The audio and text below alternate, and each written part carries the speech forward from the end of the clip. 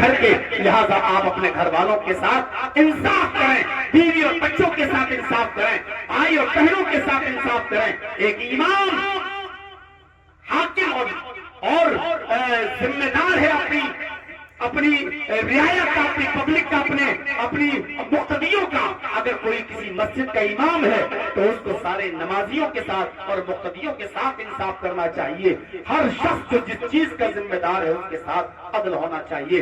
اگر ہم کسی آدمی کے اندر کام کر رہے ہیں تو وہ آدمی ہمارا ذمہ دار ہے، اس کے تئیں عدل ہونا چاہیے۔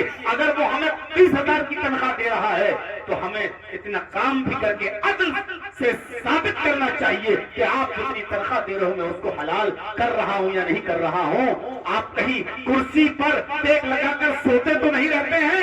اگر آپ سرکاری سروس بھی کر رہے ہیں تب بھی آپ اس سرکار کے اور گورنمنٹ کے تئیں بھی آپ جواب دہ ہیں۔ یہاں پر بھی آپ کو عدل و انصاف سے کام لینا ہوگا۔ معاف کیجیے گا میرے بھائیوں، بجلی کی چوری ہے، چاہے وہ سرکاری ہو یا پرائیویٹ ہو۔ آپ یہ نہیں کہہ سکتے کہ ہمارا اتنا لوٹ رہی گورنمنٹ، ہم نے لوٹ لیا تو کیا ہوا۔ آپ یہ تمام چیزیں کہہ کر بچ نہیں سکتے۔ سرکاری چوری سے بھی اگر آپ بجلی کی چوری کر رہے ہیں، ہیٹر چلا رہے ہیں یا اسی طریقے سے آپ گیزر چلا رہے ہیں اور پانی گرم کر رہے ہیں اور اسی سے وضو بنا رہے ہیں اور غسل جنابت کر رہے ہیں اور مسجد میں جا رہے ہیں، تو دنیا کا کون سا مفتی ہے جو آپ کی نماز کو جائز کہتے اور آپ کے وضو کو جائز کہتے اور آپ کے وضو کو جائز کہتے۔ عدل سب جگہ ہونا چاہیے، انصاف کے ساتھ ہونا چاہیے۔ ابھی پہلی چیز پڑھوں میں، یہ ابھی عدل ہے۔ چلیے میرے بھائیو، اب دوسری چیز پہ آتا ہوں۔ الامام العادل، عدل و انصاف کرنے والا شخص۔ نوجوانوں، دوسری چیز تمہارے لیے، وشاب نشا فی عبادت اللہ، دوسرا وہ نوجوان اللہ کے عرش کے سائے میں ہوگا۔ شاب میں نوجوان اور جوان دونوں آتے ہیں، یعنی بالغ ہو جانے کے بعد سے لے کر 25 سال، اور یہ جوانی کے دن، نوجوانی کے دن، اور 25 سال سے لے کر 40 سال تک یہ جوانی کے دن، اور 40 سال سے لے کر 55 سال تک یہ ادھیڑ عمر کے دن، اور 55 سال سے لے کر آپ جتنے آگے چلے جائیں یہ بڑھاپے کے دن کہلاتے ہیں۔ اب آپ غور کریں، بالغ ہو جانے سے لے کے 25 اور 25 سال سے لے کے 40 سال کے لوگوں کے لیے اللہ کے نبی نے کیا فرمایا؟ وَشَابٌ نَشَأَ فِي عِبَادَةِ اللَّهِ، دوسرا وہ نوجوان اور جوان جو اللہ کی عبادت میں لگا ہوا ہے، فی عبادت اللہ، فی عبادت اللہ، جو اللہ کی عبادت میں لگا ہوا ہے، یعنی جوانی کی عبادت اللہ کو بڑی پسند ہے۔ اس وقت آپ 1 روپیہ اگر اللہ کی راہ میں دے رہے ہیں اور بڑھاپے میں موت کے وقت اگر آپ 1 لاکھ روپیہ بھی مسجد کو دے رہے ہیں، مدرسے کو دے رہے ہیں، تو جوانی کا 1 روپیہ اللہ کو بڑھاپے اور قریب مرتے وقت 1 لاکھ روپیہ جو دے رہے ہو، یہ 1 روپے کی قدر و قیمت 1 لاکھ سے بڑھ کر ہے اللہ کی نظر میں، کیونکہ آپ جوانی میں دے رہے ہیں، جبکہ آدمی جوانی میں نشے میں چور ہوتا ہے، عبادتوں سے دور ہوتا ہے، اور وہ جوانی کی امنگوں میں بہت کچھ بہتا ہوا ہوتا ہے۔ اس لیے جوانی کی عبادت اللہ کو سب سے زیادہ پسند ہے۔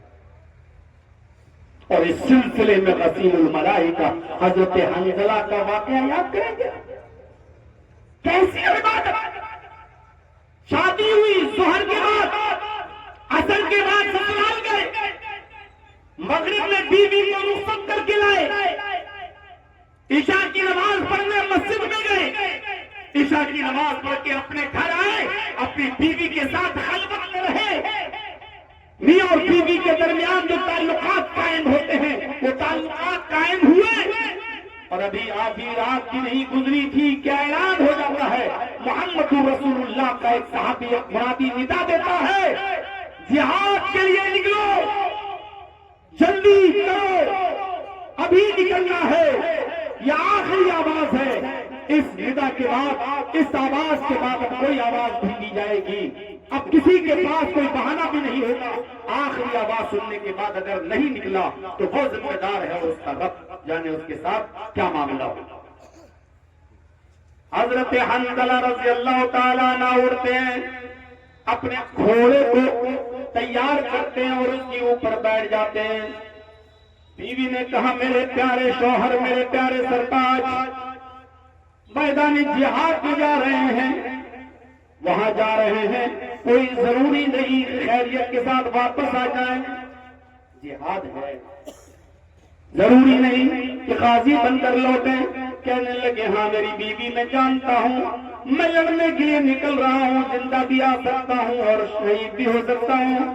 آئے میری بیوی, اگر میں شہید ہو جاؤں تو میں تمہیں اجازت دیتا ہوں کہ میرے انتقال کے بعد, میری شہادت کے بعد تم دوسری شادی کر لینا. کہتی ہے میری بیوی میں آپ کی بیوی ہوں, مجھے شادی کرنا نہیں کرنا, مجھے نکاح کرنا نہیں کرنا, یہ میری مرضی ہے. میں آپ سے کچھ کہنا چاہتی ہوں. فرمایا کیا کہنا چاہتی ہو؟ یہی نا کہ ابھی ایک رات بھی پوری طریقے سے میں آپ کے ساتھ نہیں رہ سکا اور چل دیے مجھے چھوڑ کر. بیوی کہتی ہے نہیں. آئے میرے شوہر, یہ کیسے سوچ لیا کہ میں آپ کو جہاد سے روک دوں گی؟ نہیں, آپ جا رہے ہیں جائیے, مجھے خوشی ہے کہ آپ ایک دین کے کام کے لیے جا رہے ہیں, یہ بھی عبادت کا ایک حصہ ہے, آپ اس کے لیے جا رہے ہیں. بس اتنا کہنا چاہتی ہوں. آپ اٹھے اور گھوڑے پر بیٹھ گئے, چلنے لگے. ابھی ابھی آپ نے مجھ سے ملاقات کی ہے, جمع کیا ہے, صحبت کی ہے, آپ غسل تو کر لیتے ہیں, غسل تو کر لیتے ہیں. جا رہے ہیں شہید ہو گئے تو کیا اللہ تعالیٰ سے اس حال میں ملیں گے؟ جائیے غسل تو کر لیجئے. فرمایا میری بیوی سنا نہیں اس قاصد کا اعلان, اس دودھ کی ندا.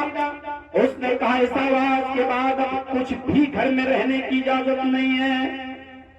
اگر اس آواز کے بعد بھی کوئی گھر میں بیٹھا رہا تو وہ جانتا ہے, اس کا رب جانے. اے میری بیوی, اللہ نیتوں کو دیکھتا ہے. میری نیت تو غسل کرنے کی ہے, لیکن تاخیر ہو جانے کے ڈر سے میں ابھی نکل رہا ہوں, کہیں منافقت میرے اندر نہ آ جائے, غسل کرتے کرتے ارادہ نہ بدل جائے. اب میں نکل رہا ہوں, اللہ دلوں کا حال جانتا ہے. یہ کہہ کر اس نے اپنے گھوڑے کو ایڑ لگائی اور حضرت حنظلہ میدان جہاد کے لیے نکل گئے. اتنا لڑے کہ کئی کافروں کو انہوں نے قتل کیا, لیکن لڑتے لڑتے خود اس میدان جنگ میں شہید کر دیے گئے. جب اللہ کے نبی صلی اللہ علیہ وسلم کو پتا چلا تو آپ نے حضرت حنظلہ کو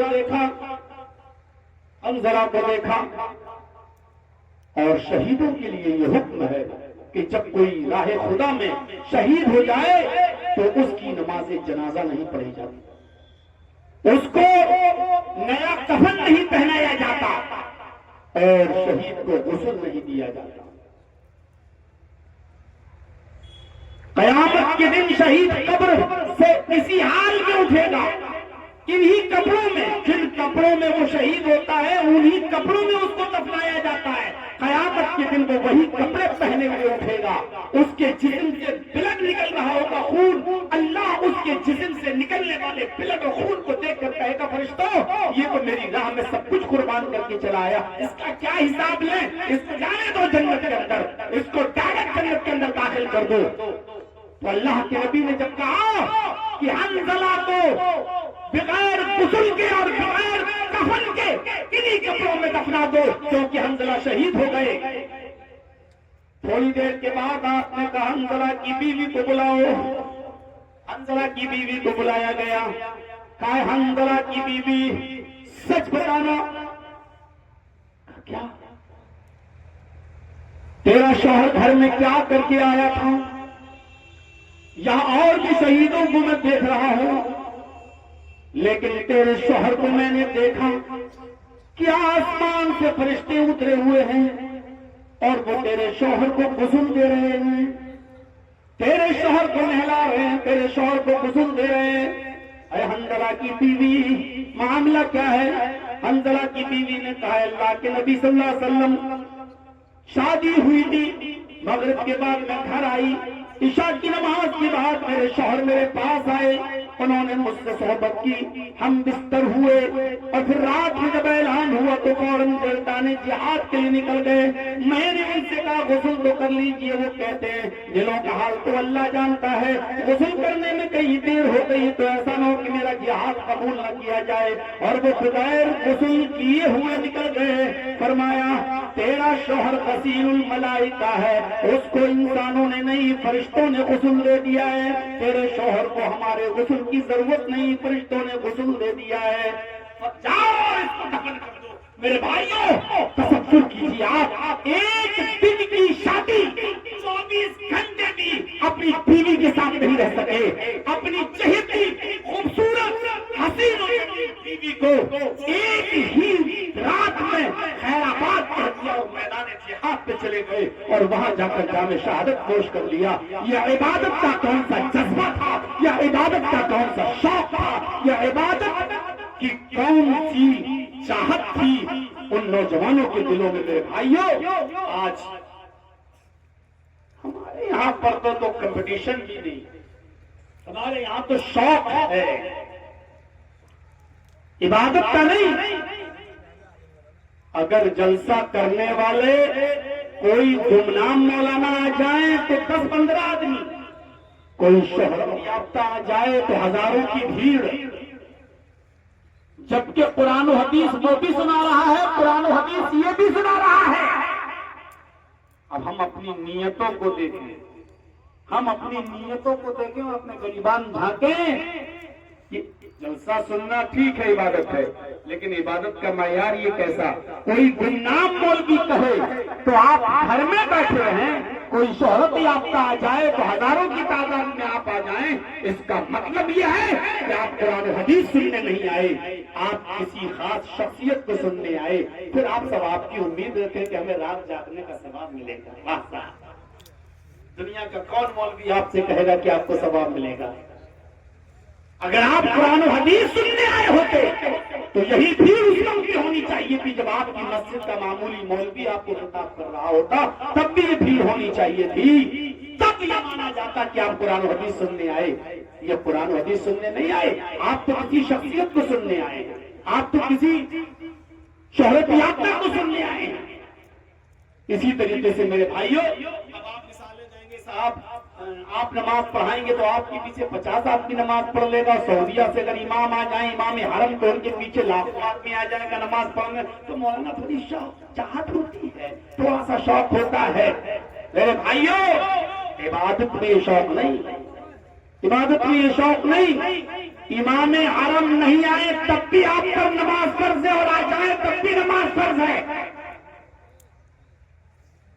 امام حرم کے پیچھے انڈیا میں نماز پڑھنے پر آپ کا ثواب بڑھ نہیں جائے گا، ثواب آپ کا مسجد نبوی اور خانہ کعبہ میں نماز پڑھیں گے تو ثواب ملے گا، آپ کو پڑھے گا، کیونکہ اس مسجد میں ایک رکعت کا ثواب 1,00,000 رکعت کے برابر ہے خانہ کعبہ میں، اور مسجد نبوی میں ایک رکعت کا ثواب 1,000 رکعت کے برابر ہے۔ یہ مسجدوں کی اہمیت ہے، شخصیت کی اہمیت نہیں ہے۔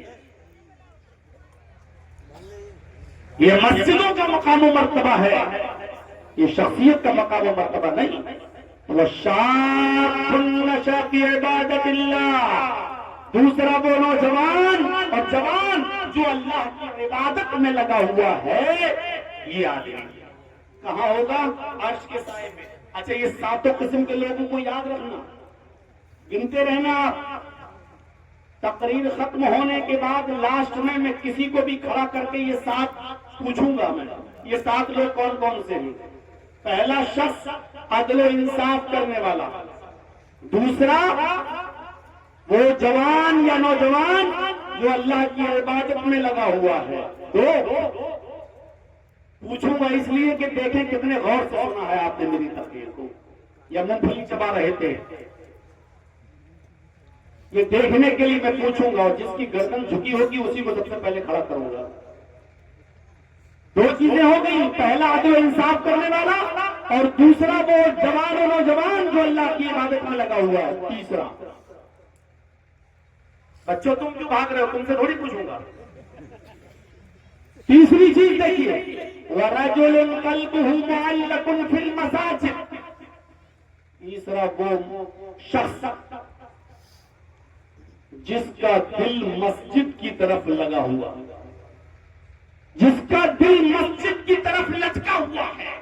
اس کا مطلب یہ ہے، حافظ احمد ابن حجر الاسقلانی نے لکھا ہے، مسجد میں بیٹھا ہوگا تو دل نہیں لگا ہوگا، مسجد سے آیا، ظہر کی نماز پڑھی، مسجد سے آ گیا، اب گھر میں کوئی بھی کام کر رہا ہے لیکن اس کا دل مسجد کی طرف لگا ہے، کب عصر کا وقت ہو میں عصر کی نماز پڑھنے جاؤں، کام کرتا جا رہا ہے، بار بار دل مسجد کی طرف لگا، عصر نہ نکل جائے، عصر کا ٹائم فوت نہ ہو جائے، عصر نہ نکل جائے، عصر کی نماز پڑھ کے آیا، ابھی کام میں لگا ہے، مغرب کی طرف اس کا دماغ لگا، جب مغرب کا وقت ہو مغرب نہ نکل جائے، مغرب میں چلی جائے، سارے کام مغرب سے پہلے نپٹا لیتا ہے، پیشاب اور لیٹرین سے فارغ جو بھی، پھر وہ مغرب کی نماز پڑھنے جا رہا، مغرب کی نماز پڑھ کے آیا، گھر میں بیٹھا آرام کر رہا، بار بار گھڑی دیکھ رہا ہے، بار بار مائک کی طرف دماغ لگا ہے کہ کب اذان کی آواز ہو جائے میں مسجد کی طرف جاؤں، جس کا دل مسجد کی طرف لٹکا ہوا ہے، سو رہا ہے، عشاء کی نماز پڑھ کے آیا، بار بار آنکھ کھلتی ہے، گھڑی دیکھتا ہے، بار بار کربٹ بدلتا ہے تو سب سے پہلے اٹھ کے دیکھتا کہ ٹائم کتنا ہو گیا ہے، فجر کی نماز کی جماعت نہ چھوٹ جائے، اور پھر وہ مسجد میں جاتا ہے، فجر کی نماز پڑھتا ہے۔ اللہ کے نبی صلی اللہ علیہ وسلم نے فرمایا تیسرا یہ شخص بھی عرش کے سائے میں ہوگا جس کا دماغ، جس کا دل مسجد کی طرف لٹکا ہوا ہے۔ کب ٹائم ہو رہا ہے، کب ٹائم ہو رہا ہے؟ حضرت جابر ابن عبداللہ ابن زبیر کا ایک واقعہ ہے، دلچسپ واقعہ ہے۔ حضرت مصعب فرماتے ہیں، مصعب ابن عمیر صحابی، انہوں نے دیکھا، حضرت مصعب کہتے ہیں کہ میں نے جابر ابن عبداللہ ابن زبیر کو دیکھا کہ وہ قریب المرگ ہیں، بالکل روح اٹکی ہوئی ہے، کب نکل جائے، بالکل انتقال کرنے والے ہیں، بچنے کی کوئی امید نہیں ہے، ابھی 1 منٹ میں ختم ہو جائے کہ 5 منٹ میں ختم ہو جائے کہ آدھا گھنٹہ چل جائے، کچھ نہیں، سانس اٹکی ہوئی، روح نکلنے والی ہے، اور کہہ رہے ہیں اذان کی آواز آتی ہے ان کے کانوں میں، اذان کی آواز آتی ہے ان کے کانوں میں، اللہ اکبر اللہ اکبر، اپنے بچوں سے کہنے لگے کہ میرے بیٹوں مجھے اٹھاؤ اور مسجد کی طرف لے کر چلو۔ اذان کی آواز جب ان کے کانوں میں آئی تو کہا کہ مجھے مسجد میں لے کے چلو۔ بیٹوں نے کہا، حضرت مصعب کہتے میں ان کے پاس تھا، میں نے بھی ان سے کہا نہیں جابر ایسا نہ کرو، آپ بیمار ہیں، یہیں پر لیٹے لیٹے آپ نماز پڑھ لیجئے، آپ کو آرام کی ضرورت ہے، یہ حالت ہے آپ کی، اس کنڈیشن میں آپ نماز پڑھنے جائیں گے، چلیے آپ یہی وضو بنا لیجئے، تیمم کر لیجئے اور یہیں پر لیٹے لیٹے آپ نماز پڑھ لیجئے۔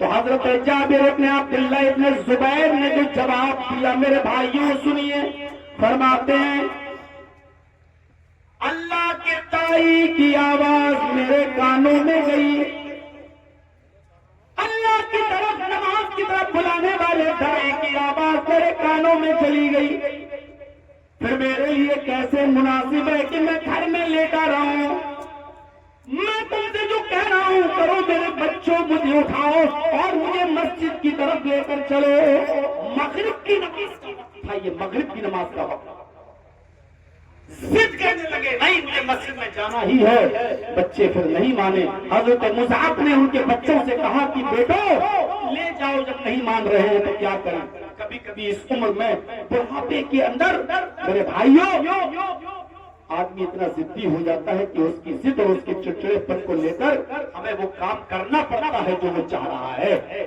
بچوں نے ان کو اٹھایا اور ان کو مسجد میں لے گئے، امام صاحب جب مسجد میں نماز پڑھانے کھڑے ہو گئے تو ان کو داہنی طرف بٹھا دیا گیا، یہ امام صاحب کے پیچھے بیٹھ کر نماز پڑھنے لگے، خوش نصیب اتنے تھے کہ جیسے ہی سجدے میں گئے ان کی روح قفص عنصری سے پرواز کر گئی اور حضرت جابر ابن عبداللہ ابن زبیر مسجد میں نماز مغرب میں سجدے کی حالت میں انتقال کر جاتے ہیں۔